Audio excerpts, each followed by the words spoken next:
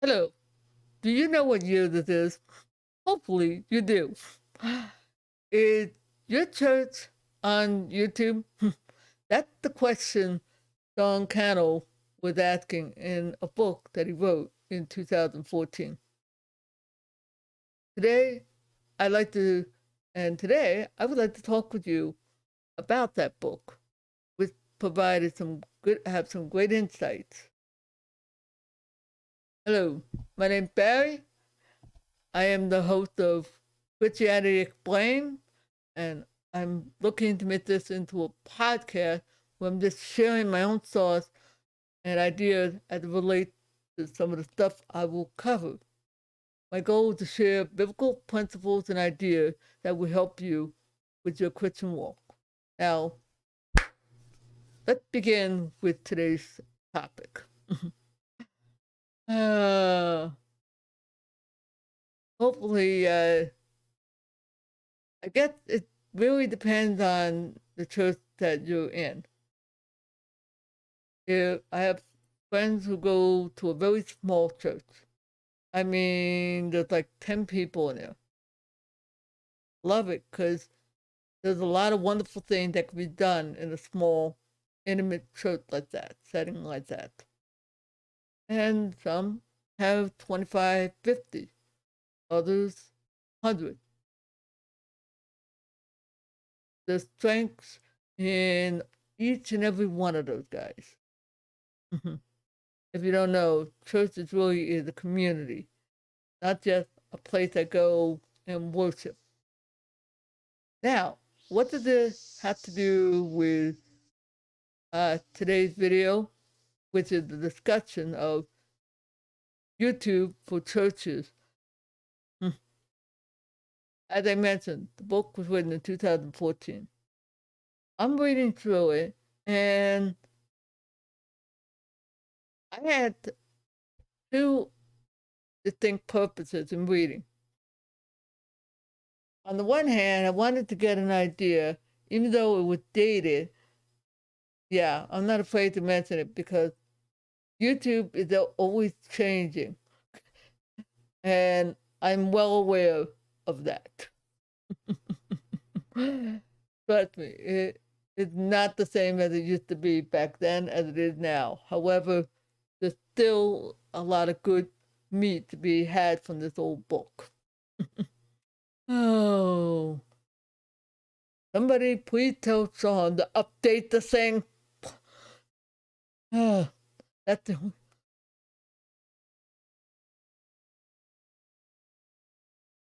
I'm going to start with one of the things that Sean does mention. And he is right, and this is true, regardless of the time period. Getting your message, if you're a pastor or leader, or you kind of want to get certain aspects of your church out on YouTube for people to see, you might be laboring under the assumption, oh, I must need a big budget. Yeah. Well, yeah, if you are a 1,500 member church, like Riverside Church up in Three Rivers, Michigan, or some other big churches, even in Jersey, yeah, you probably could afford. But it's actually not that as expensive as you might think. It's a lot easier. This is the easiest thing you can use, the simplest way to do it. It's called a phone. In fact, some years back, I was at a church uh, that did stream the service, and somebody set up an iPhone, and this is what they used. I think it was an iPhone or an iPad. Same principle. All you need is a wireless account and hooked up to the internet, and away you go. That's one. Over time, as you gain more confidence, you can start adding on things that would help, like better camera, the sound, all that. You don't have to dive bomb. One, I'm going to get to that. I'm going to get to some of the other stuff. In fact, some of it will be covered in the article, and others will be covered here. That's, but I wanted to get that part in. Two, this ties right in. What do you want to do with it? You see, with some people, if you're a big church that has, or even a small, moderate sized church, you have great music you want people to share. Great. It's good that people love music. People love live, because they'll enjoy it. So I'm a big fan of that idea. Even if I had trouble knowing the lyric, I think it's beautiful. Especially since some churches have wonderful singers. And I want to encourage you to think about that. And and there are some music artists who probably, and I firmly believe, because I know some people who are going to see this video, get your butt on YouTube! Get your butt on here, man! So many people could be helped by your music, the song, the things you could do with that beautiful singing. Stop acting like I need a multi-million. No, you don't. Take a good look at this room. It's not fully decked out in such a way that I'm soundproofing. Okay, I don't have all the stuff. This is just a room. The only thing I did was soften things up by putting a fleece blanket on the couch, a blackout curtain to help absorb the sound, and some carpeting. That, and a tapestry to help absorb some of the sound.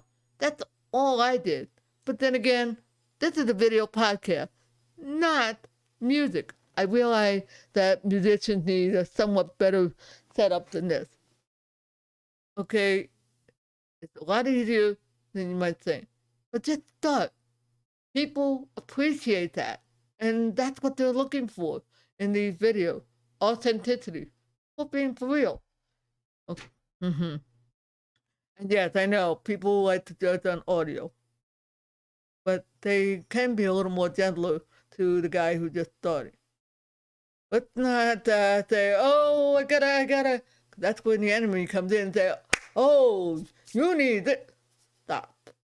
Just try and see. There's a lot of things you can do at low cost. The best tip I would give you is check with somebody at YouTube community, like the vidIQ community or the Think Media, with a lot of Christians happen to be connected with them. Ask them for some ideas what you can do. It's not as difficult as you might think. That's one. Here's another one.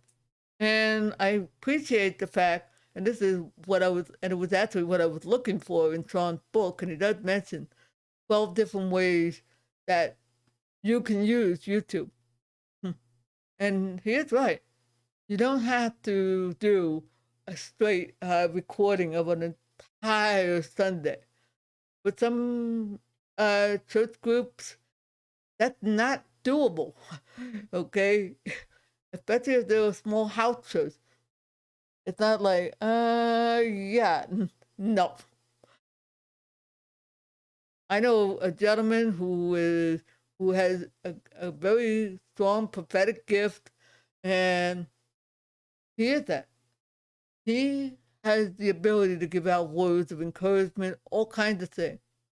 Yes, I would love to park his butt right in his chair or in his own studio, kind of set up like what I got, and tell him, look in the camera, his own iPhone or whatever, and share what God puts on your heart. It's really that simple.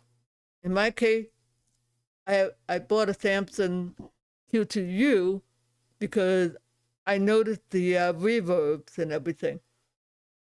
This is only, what, $60? So you don't have to run out and buy expensive gears. Oh. As for the Logitech camera, that's what I got, the Logitech C920, yeah, webcam. Not the most fanciest, but yeah. Oh, and wait, just for fun. See this little thing? There's an app. This is an iPhone, by the way, and you can get it on Android. There's an app where on here called Epic Cam. Check out Omar, a gentleman named Omar from Think Media. He did a great little video. You can download that thing on your iPhone, get Droid Talk or whatever the Android version is, and you can turn this sucker into your own webcam and boost the quality of your video that you're recording. Hello. Like I said, it's not hard.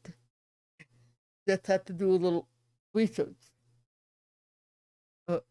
And check some of my earlier videos. I've done just that. I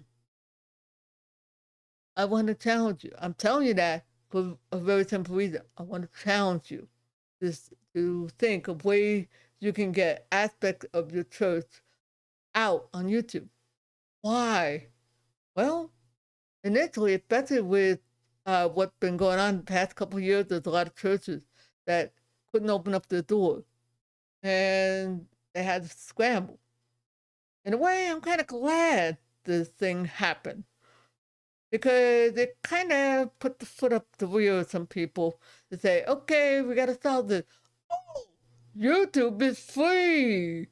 Let's get our message over there. Then people in our church could hear and participate, even though it's not quite the same as in person. Guess what?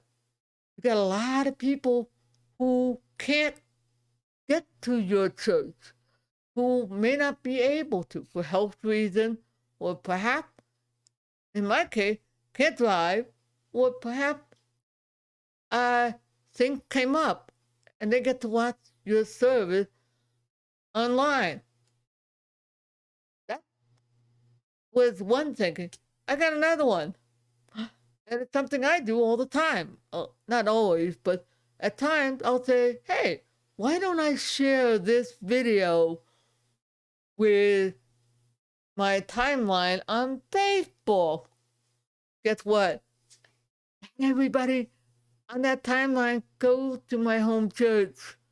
I get people who are benefiting from listening to my pastor or whoever is doing the talking. Other people are being reached. You have the incredible reach potential. Seriously. That's the good part about it. Yes, are there some challenges? Oh yeah.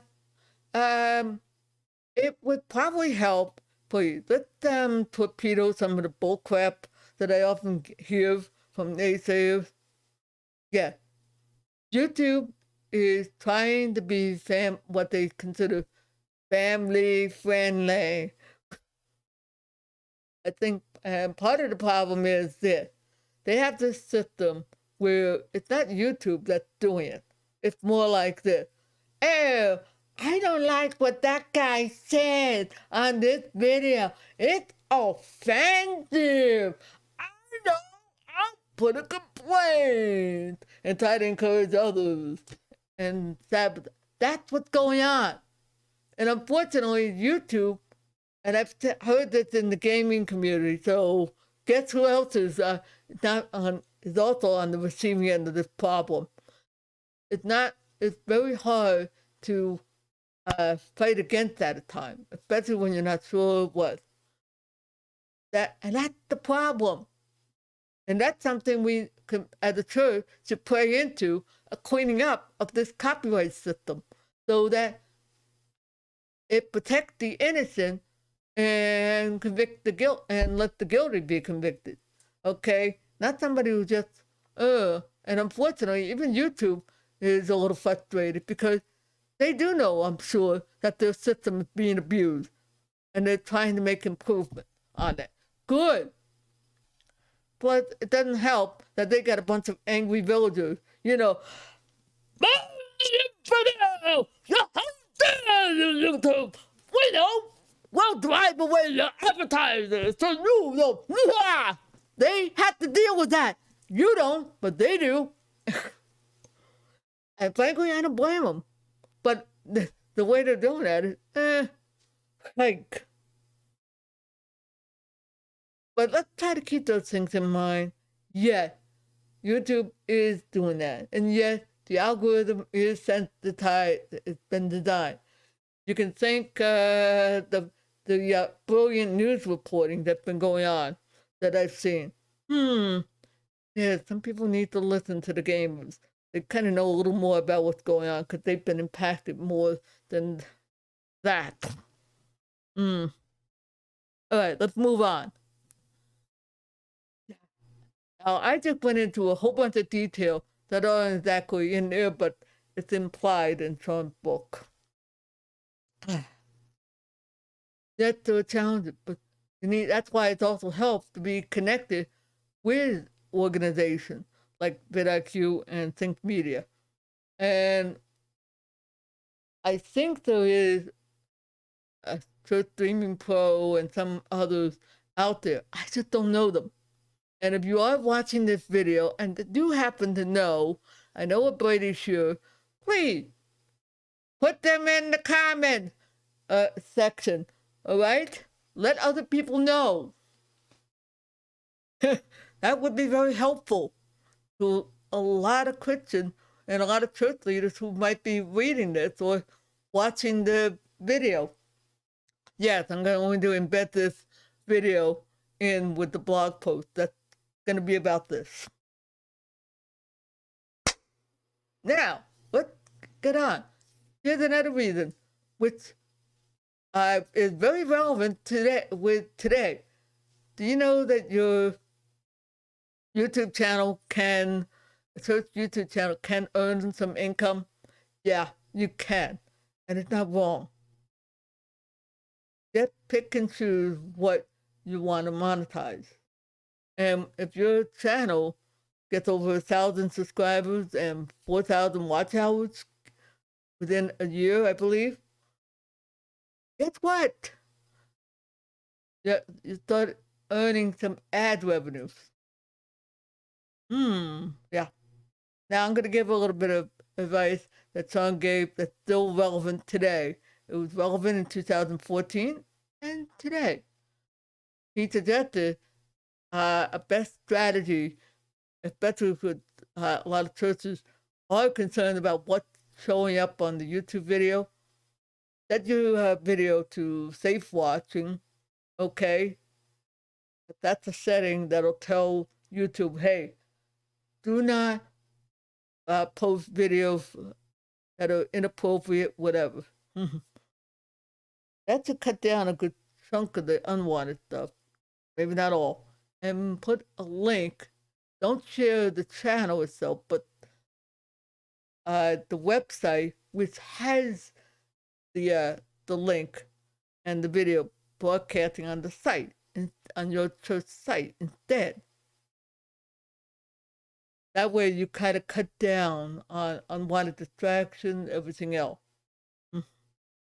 And that's a good advice.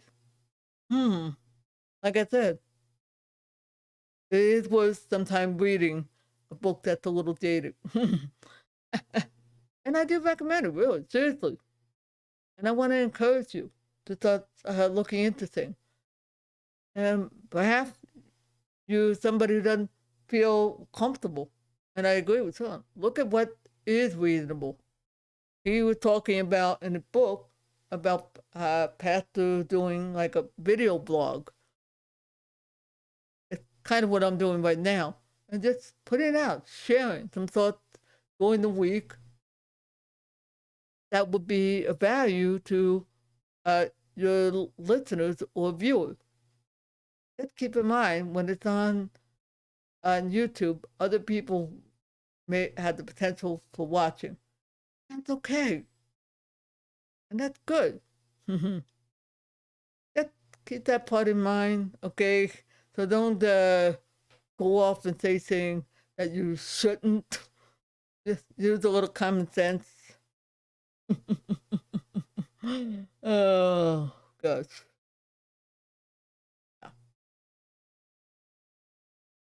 I hope this view is of value. Sorry if I'm not getting overly excited.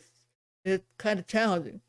I want to encourage you to use that and the reason I'm doing this is because I firmly believe that Christians should get out there on the social media platforms like YouTube and the blogosphere. Share your story. In fact, that's the other thing Sean mentioned that's still timeless. In 2014, today through today, people love personal stories. Okay, uh, they love to hear what God has been doing through your life.